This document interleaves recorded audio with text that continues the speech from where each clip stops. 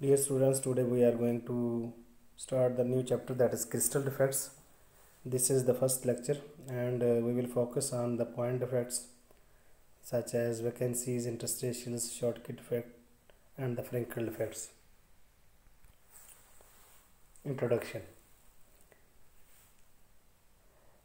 Generally, solids are differentiated into amorphous and crystalline solids. Crystalline solids have very regular periodic arrangement pattern of atoms in all directions, while amorphous solids have no regular geometry of atoms.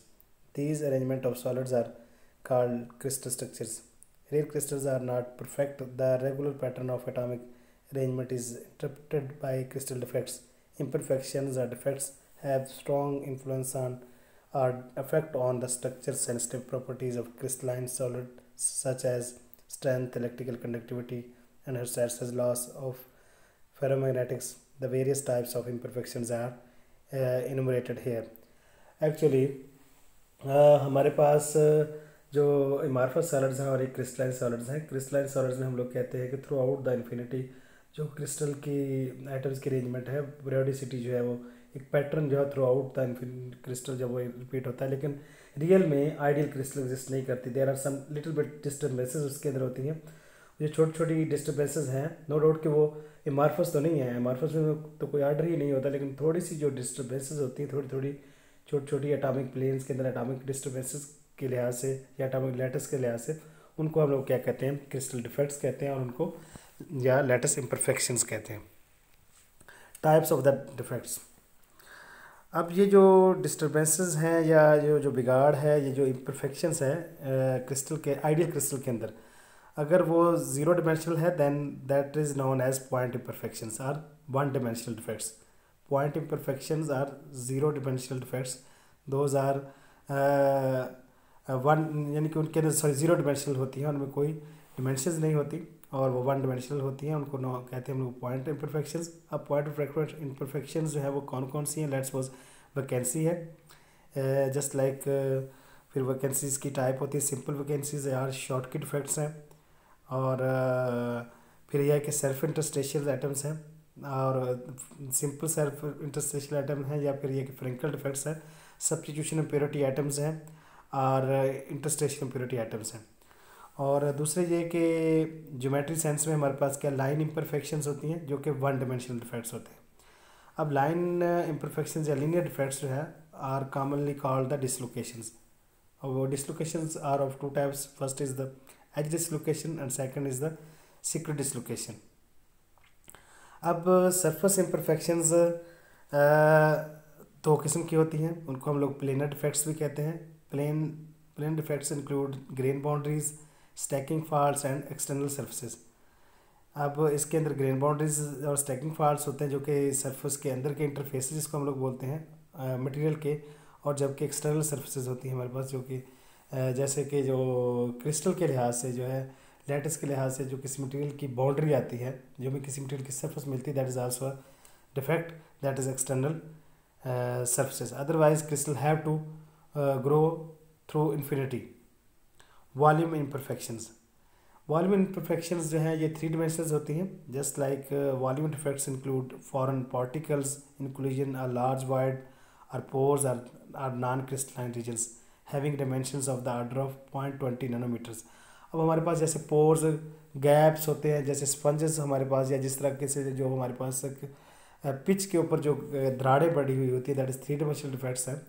और जैसे कि किसी वाल के ऊपर जब due to shocks क्या कहते हैं, जल्जले की वजह से हमारे पास कुछ जो है वो क्रैक्स आ जाती है थ्री डिमेंशनल. जैसे हम लोग क्या है तरबूज को चेक करने के लिए किसी उसके अंदर जो हम लोग थ्री डिमेंशनली एक होल बनाते हैं चेक करने के लिए, तो वो जो डिफेक्ट्स ऐसा होगा वो थ्री डिमेंशनल डिफेक्ट्स जो हैं, पोर्स, गैप्स, क्रैक्स, ये थ्री डिमेंशनल डिफेक्ट्स हैं. और इनको हम लोग क्या वॉल्यूमेट्रिक डिफेक्ट्स कहते हैं. अब ये हमारे पास क्या डायग्राम शो कर रही है कि ज़ीरो डिमेंशनल डिफेक्ट्स को, ठीक है. एज अ होल वैसे हमारे पास थर्मल वाइब्रेशंस जो है वो भी लैटिस की ओरिजिनल पोजीशन से वेरिएशन करती है, उसको भी हम लोग क्या है थर्मल क्रिस्टल डिफेक्ट्स में लेते हैं. लेकिन ज्योमेट्रिकली वो डिफेक्ट्स नहीं है, लेकिन अगर हम किसी वक्त एज अ होल स्नैपशॉट लेते हैं तो कुछ अगर एक एटम अपने मेन पोजीशन से चेंज करके किसी एक्सट्रीम पोजीशन पे गया हुआ है और दूसरा किसी और तरह एक्सट्रीम पोजीशन पे गया हुआ है तो वो आइडियल लैटिस से वो हटे हुए होंगे, ठीक है। लेकिन हम लोग यहाँ डिस्कस करना चाहते हैं पॉइंट इफेक्ट्स को। तो पॉइंट इफेक्ट्स हमारे पास क्या हैं, जैसे हमारे पास क्या है, वैकेंसीज़ हैं। और वैकेंसीज़ क्या है कि एक एटम अगर किसी एज होल लेट से हम उठा लेते हैं, यानी कि उसकी वैकेंट साइड बना देते हैं कि वहाँ एक और एटम लाया जा सकता हो, तो सिंपल हमारे पास क्या दैट इज़ वैकेंसी है। डाउनवर्ड में हमने लिखा हुआ है इसमें वैकेंसी।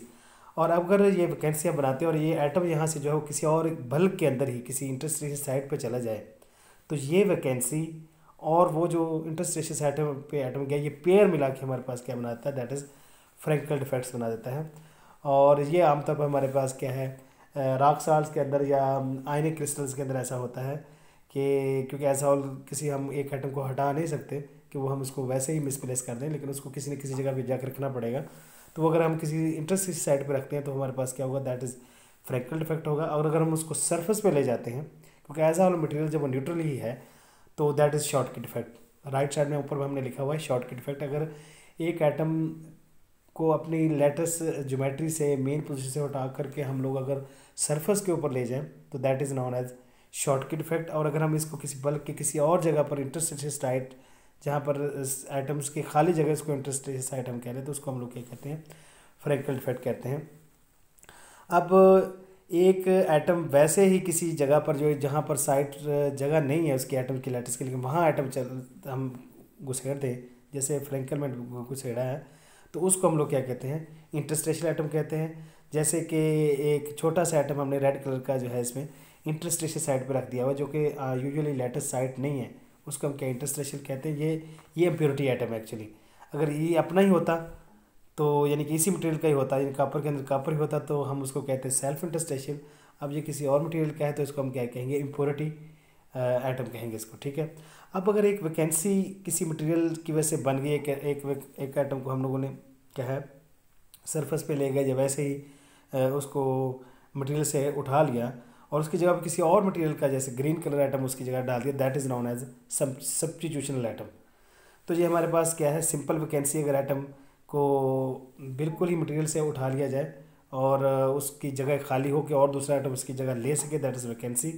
लेकिन अगर हमारे पास ऐसा है कि हम मैटर से ऐसा आइटम उठा नहीं सकते और उसके हम किसी कम्बिनेशन की फॉर्म में ले जा सकते हैं, क्योंकि वो कोई सोडियम क्लोराइड के मालिक्यूल्स हैं, तो अगर सोडियम को किसी और जगह पे ले गए तो एज अ होल मटेरियल हमारा न्यूट्रल है और वो इंटरस्टेशियल साइड पे किसी चला गया, तो वो फ्रैंकल डिफेक्ट, जैसे सर्कल हमने ये एलिप्स सी बनाई हुई है और शिफ्टिंग भी दिखाई हुई है फ्रैंकल डिफेक्ट की। और अगर इसको हम लोग बाकायदा सरफेस के ऊपर ले गए, इंटरस्टेशियल साइड पे नहीं ले गए, एक सरफेस के ऊपर लेके गए, तो दैट इज़ शॉर्टकट डिफेक्ट, ताकि एज होल मटेरियल जब वो न्यूट्रल रहे। और अगर हमारे पास क्या है कोई एटम जो है वो किसी मटेरियल का इंटरस्टेशियल साइड पे छोटे साइज़ का एटम आ जाए, तो दैट इज़ इम्प्योरिटी एटम। और अगर अपना ही किसी और जगह पे चला जाए, ऐसी जगह पर जो लेटेस्ट साइड तो नहीं है लेकिन किसी और साइड पे, दैट इज़ सेल्फ इंटरस्टेशियल। और अगर कोई वैकेंसी बन गई हुई है, जैसे भी बनी हुई है, उस वैकेंसी जगह पर एक और एटम किसी और एलिमेंट का ला दिया जाए, जैसे ग्रीन एटम यहाँ पर, तो उसको हम लोग क्या कहते हैं, सब्स्टिट्यूशनल डिफेक्ट। ये हम लोग ने लिखे हुए इंटरस्टेशियल फ्रैंकल डिफेक्ट्स उसमें आएंगे, जो कि हम जैसे कम्बिनेशन जैसे बनाया था हमने। और कंपोजिशनल डिफेक्ट्स में जैसे हम लोग जैसे बोला कि सब्स्टिट्यूशनल इम्प्योरिटी, ये मैंने यहाँ पर फिर दिखाया हुआ है। और इंटरस्टेशियल इम्प्योरिटी यानी किसी और एलिमेंट का आए तो दैट इज़ किसी इंटरस्टेशियल साइड पे आए तो इम्प्योरिटी। अगर जो ओरिजिनल साइड को लैटिस को अगर ऑक्यूपाई करता है, दैट इज सब्स्टिट्यूशनल इम्प्योरिटी। अब इलेक्ट्रॉनिक डिफेक्ट्स भी हमारे पास क्या है वो होते हैं, वो जो कि चार्ज की डिस्ट्रीब्यूशन को नॉर्मलाइज करने के लिए कुछ हमारे पास क्या है, जो एटम्स की जो जिस तरह कंडक्शन के दौरान क्या कुछ इलेक्ट्रॉन्स कंडक्ट करते हुए एक जगह से दूसरी जगह चले जाते हैं, तो उनको हम इलेक्ट्रॉनिक डिफेक्ट्स कहते हैं, लेकिन इसको हम लोग यहाँ डिटेल से नहीं देखना चाहते। और लाइन डिफेक्ट्स हमारे पास जैसे मैंने पहले बताया था, एज डिसलोकेशंस हैं, सिक्योर डिसलोकेशंस हैं, इसको डिटेल से देखेंगे आगे।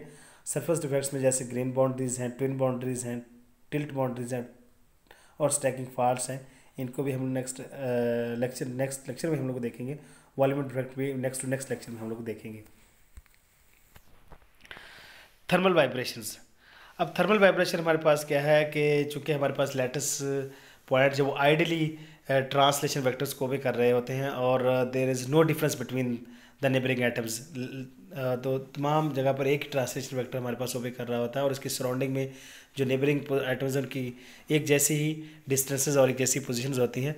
तो अगर लेकिन जब हम टेम्परेचर रेज करते हैं तो जो एटम्स की ऑसिलेशंस होती हैं वो to and fro mean position के दौरान, उसकी वजह से उनकी जो मेन जो लेटेस्ट पॉइंट की जगह उससे वो शिफ्ट हो जाते हैं। समटाइम एक्सट्रीम पोजीशन पे जब होंगे तो वो किसी और जगह नजर आएंगे। इसको भी हम लोग अगर हम डिफेक्ट्स काउंट करते हैं तो ये हमारे पास क्या कहलाती है, थर्मल वाइब्रेशंस जो हैं ये भी हमारे पास क्या है, ये डिफेक्ट्स का रोल अदा कर रही होती हैं। अब पॉइंट डिफेक्ट्स को हम लोग डिटेल से देखते हैं। तो हमारे पास क्या है, ऐसे डिफेक्ट्स जो कि जीरो डिमेंशनल होते हैं उनको हम पॉइंट डिफेक्ट्स कहते हैं। Point imperfections are the latest errors are isolated latest points as the name implies they are imperfect point like regions.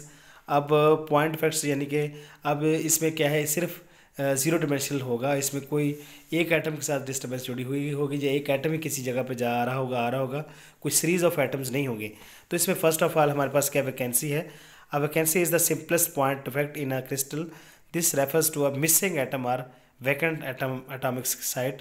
Such defects may arise either from imperfect packing during the original crystallization or from the thermal vibrations. अब जब temperature हम लोग raise करते हैं तो हमेशा पहले vacancies generate होती हैं before the phase transition, means solid से लिक्विड जाने के लिए इससे पहले जो है हमारे पास पहले वैकेंसीज ऑलमोस्ट वो जनरेट होती हैं। तो इसको जो वेकेंट साइट होती है किसी एटम की, जहाँ पर के एटम को अगर हम मिसप्लेस करते हैं और अगर एक नया एटम रखा जा सकता है उसको हम लोग क्या कहते हैं, वैकेंसी कहते हैं। और ये हमारे पास इंटरस्टेशियल्स हैं। इंटरस्टेशियल जैसे कि हमने प्रीवियस डायग्राम में भी दिखाया कि जो लेटस की साइट नहीं है और उनके दरमियान जो खाली जगह होती है उसको हम इंटरस्टेशियल साइट कहते हैं। और अगर हम इंटरस्टेशियल साइट पर कोई फॉरेन आइटम किसी और एलिमेंट का छोटे साइज़ का ला कर रखते हैं जो कि पॉसिबल है तो उसको हम लोग इम्प्योरिटी कहते हैं। और अगर अपने ही इसी मटेरियल का ही कोई आइटम ला दें उस जगह पे रखते हैं तो उसको हम लोग क्या कहते हैं, सेल्फ इंटरस्टेशियल कहते हैं। ये फिगर्स में भी हम लोगों ने दिखाया हुआ है कि कैसे ये इम्प्योरिटी आइटम जो सेल्फ इंटरस्टेशियल साइट्स होती हैं। Schottky defects and Frenkel defects. अब हमारे पास अगर जो है क्योंकि हमारे पास जो मटेरियल्स होते हैं क्लोज पैक जैसे कि रॉक सॉल्ट मटेरियल्स हमारे पास होते हैं तो उसके अंदर जो है वो कुछ उतने ही जितने हमारे पास पॉजिटिव आयंस होंगे उतने ही नेगेटिव आयंस होंगे। तो ये पेयर्स की फॉर्म में होते हैं। अगर हम इनमें से एक एटम को मिसप्लेस कर देते हैं जब हम ये उठा ले मटेरियल से हटा देते हैं तो as a whole material neutral नहीं रहता। तो ऐसी हालत में हमारे पास जो डिफेक्ट वो एक कंबाइन इफेक्ट में आ रहा होता है कि अगर एक एटम अपनी जगह छोड़ के जाता है तो किसी नई जगह पर जाएगा, मटेरियल को छोड़ के नहीं जा सकता। तो उस टाइम में क्या होगा, जब वो सरफेस पे चला जाता है तो उस टाइम क्या होगा। तो हम लोग इन दोनों दो किस्म के इनको डिफेक्ट्स हम लोग डिफाइन करते हैं। Close pack structures have fewer interstitials and Frenkel defects than vacancies and Schottky defects and additional energy is required to force the atoms in this new positions। तो अगर तो एटम जो है हमारे पास क्रिस्टल के अंदर ही किसी नई जगह पे चले जाता है, इंटरस्टेशियल साइड पे चले जाता है तो उसको हम लोग क्या कहते हैं, शॉर्टकी डिफेक्ट कहते हैं। और अगर ये सरफेस के ऊपर चले जाता है, पेयर बनाता है खाली जगह वैकेंसी और इंटरस्टेशियल साइट हो तो दैट इज़ शॉर्टकी। और अगर वैकेंसी और सरफेस पे एटम चला जाए और तो उसको हम लोग क्या कहते हैं, फ्रैंकल डिफेक्ट कहते हैं।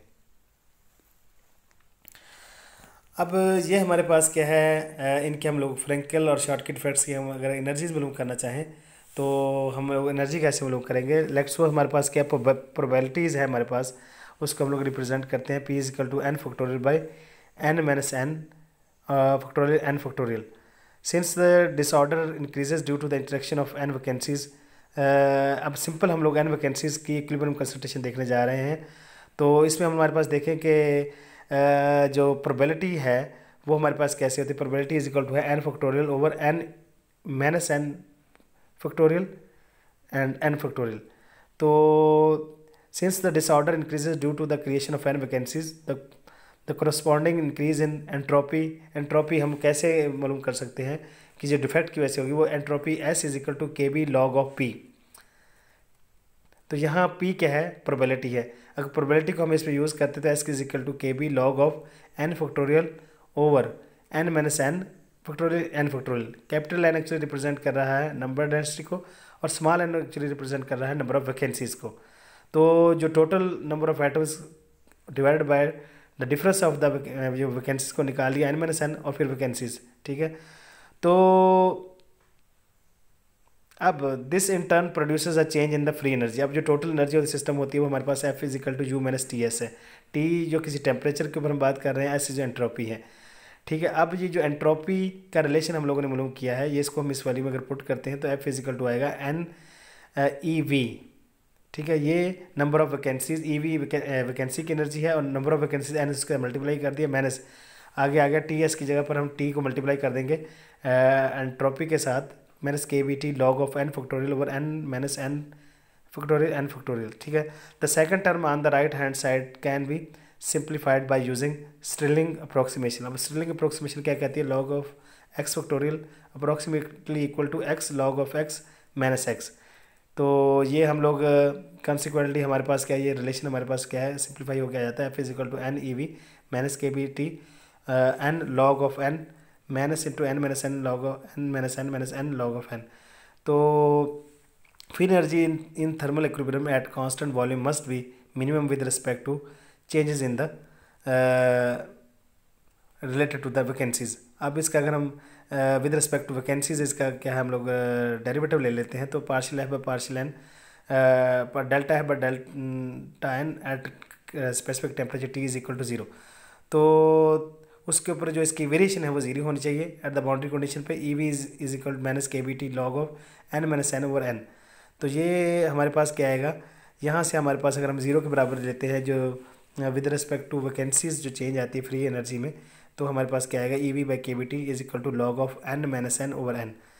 अब यहाँ से small n is equal to approximately number of vacancies आ जाएंगी n minus n exponent of, क्योंकि हमने इसका exponent of EV minus EV by KBT आ गया। और if n number of vacancies बहुत कम है क्योंकि as a whole number of items है, तो we can neglect n in n minus n। अब कैपिटल N माइनस n में से n अगर हम इग्नोर कर देते तो n इज इक्वल टू आएगा capital N exponent of minus EV by KBT। If EV अगर एक वैकेंसी को जनरेट करने की एनर्जी जो 1 इलेक्ट्रॉन वोल्ट है 1000 केल्विन के ऊपर, then n over capital N is equal to इनकी रेशियो क्या आएगी, e रेज पर minus 11.6 and n by n is equal to 9.1 into 10 to the power minus 6 approximately 10 to the power minus 5. The equilibrium concentration of vacancies decreases as the temperature decreases. तो इसका मतलब क्या हुआ, temperature के इजाफे के साथ जो है इक्विलिब्रियम कंसंट्रेशन वैकेंसीज की जो एटम की वो कम होती जाएंगी। जब टेम्परेचर लो करेंगे, जब टेम्परेचर बढ़ाएंगे तो ज़्यादा होती जाएगी। और very below to the melting temperature जो है वो जो इसकी वैकेंसीज की कंसंट्रेशन बहुत ज़्यादा हो जाती है, उसके बाद क्या सडनली क्या फेज़ चेंज हो जाता है।